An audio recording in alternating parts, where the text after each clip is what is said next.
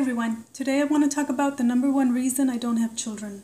There are many reasons why I never wanted to have kids, but this is perhaps the greatest reason I never wanted to bring a child into this world. In this video, I will be talking about sexual abuse, so if it's not something you're interested in, then this video is not for you. I will not give details of the experiences because that is not the purpose of this video, just so you know.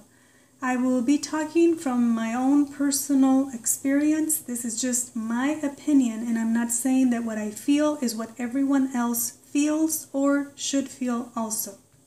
So let's begin. Soon after my parents got married, my mom got pregnant because she wanted a child. My dad wanted her to get an abortion. She wanted to have me, so they decided to separate. So I grew up without a dad. I do want to say that I don't blame my dad for not being there because he never wanted me in the first place. My mother forced him to be a father, and she didn't have the right to do that. So when I was about 5 years old, I was molested for the first time that I can remember. This man was my uncle, but I saw him like a dad, which made me feel even worse. And this is one of the experiences that has marked my life in the most negative and profound way. After that, at about age 7, I was molested again by another guy at a friend's house. And I remember feeling so afraid, so hurt, so alone, and so confused because I didn't know what the hell was going on. I just knew that it was wrong, it needed to stop, and it should have never happened in the first place. Then at age 15, I was violated again by another uncle. Then in my 20s, I was raped by a different guy than the previous 3. I'm sharing this because these experiences have caused me great harm and pain. They have messed me up. It has taken me many years and many tears trying to get over it. And even though they are mild compared to what other people have gone through, for decades I have struggled with the pain and the shame that being sexually abused brings you. It is something that has cut me to my deepest core. When you are violated by a stranger, it hurts you deeply. It makes you feel dirty. It makes you feel used. But when you are violated by someone you loved and trusted, you feel betrayed, and the cuts go even deeper into your soul. The wounds are much greater, and it changes you. It poisons your heart. It breaks you on the inside. For many, it can take years or decades to get over the trauma. But for many others, those wounds never heal. When you are a child and someone violates you, you feel so confused, so afraid, so distraught, so broken, so dirty, so ashamed that the last thing you want is for anyone to find out. You want the earth to open up and swallow you whole. And because as a young child, you don't know what to do about it, and in my case, I felt that there was nobody I could turn to, I had to keep it to myself and cry alone and carry this heavy burden alone because I didn't see any other way. And unfortunately, those feelings only got worse. They became chronic, and they poisoned every part of my life. I think that even as an adult, you don't even attempt to heal those wounds because you don't even know where to start. Or you feel you are so broken, you don't believe it is possible to ever be whole again. So you don't even try because you see yourself beyond repair. So now you just learn to live with the dysfunction. I believe that because it is something that causes you so much shame, stress, anxiety, and anguish, the last thing you want is for anyone to find out. So you try your best to hide it or push it to the back of your mind. And this is probably why most or many of us never seek any help. I think that when you are sexually abused, you go from feeling and seeing yourself as a person to now feeling like an object and seeing yourself as a broken object that has little or no value left.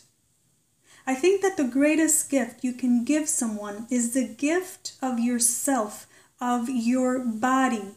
So when somebody uses your body without your consent and hurts you in that way, it's as if they took your beautiful, perfect gift and broke it. So now you are left trying to glue those pieces together, and you are very aware that it will never be the same. So when the time comes for you to share this with someone you love, you feel a great sense of shame, of insecurity and sadness. You feel that what you have to give is broken, it's imperfect, that it's been used, it's dirty, and is probably not good enough. And depending on how traumatic the experience was for you, you might live the rest of your life seeing yourself as garbage and accepting only garbage. That is all you think you deserve because that is all you think you are. And if you add the beliefs that a big part of a woman's value is her virginity, and that if she loses that to anyone else but her husband, then she is worthless. It's then easy to see why many women can then become promiscuous because they feel that someone has already taken their value, their sense of pride, their dignity. So there is not much else left for them to lose. And when you feel dirty and worthless, you might act in ways that make you feel the same. I say all this because I believe that no child should ever go through this. No child should ever be hurt in this manner. And the only way to prevent that from happening is to not bring them into this world.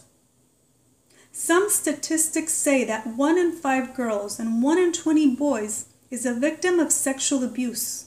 But even if it was 1 in 1,000 or 1 in 1,000,000, I would still not take that chance with any child of mine that I profess to love. Because no matter how much you love your child, whether you are a single parent or married, you are unable to protect them from abuse. If it does happen, chances are that you will never even find out about it. And your child will have to go through this experience alone because most people will not share this with anyone because it is so painful. But even if you did find out your child was abused, there is nothing you will be able to do to take it back. The harm will have already been done. So why would you take that risk? What would drive you to do that? The reason I am making this video is because if you are thinking about having children, I am asking you to think twice. If you were never violated sexually, you have no idea what it feels like. And perhaps you think that because it never happened to you, then it will probably never happen to your children, right? Wrong. Because even if you took all the precautions and were diligent and tried your best, you don't know if you will be alive tomorrow or if life will put you in a place where you are unable to be with your child due to a divorce or work or any other reason. And it takes only a few minutes to violate a child and ruin their life. I've said it 1,000 times and I'll say it again. I love my children too fucking much to have them. I will not be the one who brings them into this world where someone can hurt them in such a degrading and abominable way. If I brought a child into this world knowing very well that the same thing or worse could happen to them, I would have to be too damn selfish to think that what I want is more important than the well-being of that child. That experiencing being a parent is more important and valuable than the pain that possibly awaits them. Or be too naive to think that I was able to protect that child from harm at all time. Or too indoctrinated or brainwashed to think that sex abuse is just a part of life, and that if it does happen, then that child will have to deal with the consequences of those experiences, and that somehow it would be worth the risk. Or I would have to be too irresponsible to think that if my child was ever molested or raped, it was not my fault. My existence was completely unnecessary. Going through those experiences was completely unnecessary. And me hurting others because I had been hurt has also been completely unnecessary. The last thing I want to point out is that just like with any type of trauma, sexual abuse doesn't stop when the abuse stops. Sometimes that is only the beginning, and it usually continues for long after the violation has been done. Because now you are left with the guilt, shame, blame, anger, rage, fear, confusion, sadness, loneliness, depression, low self-esteem, insecurity, pain, and so much more.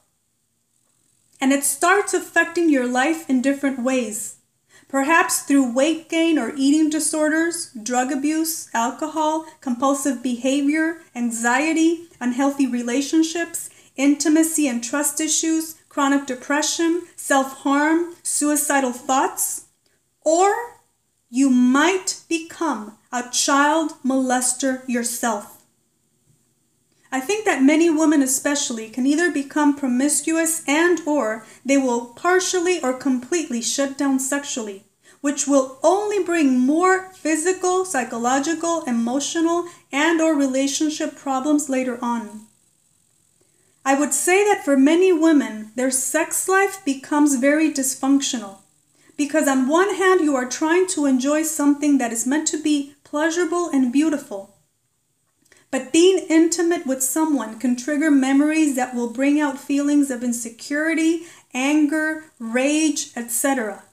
So why would anyone want to take a chance and put someone through this? I find no logical explanation for it. When I was 8 years old, I prayed that God would never give me children. I remember thinking that I would never want any of my children to go through one of the many horrible experiences I had already gone through at such a young age. I later realized that the best way to protect my kids was not to have them, because the chances were too great. The risk was too high. And what is taken from you, you never get back. I realized that I would not be able to protect them, and that I would be responsible for their pain, and I wanted no part of it.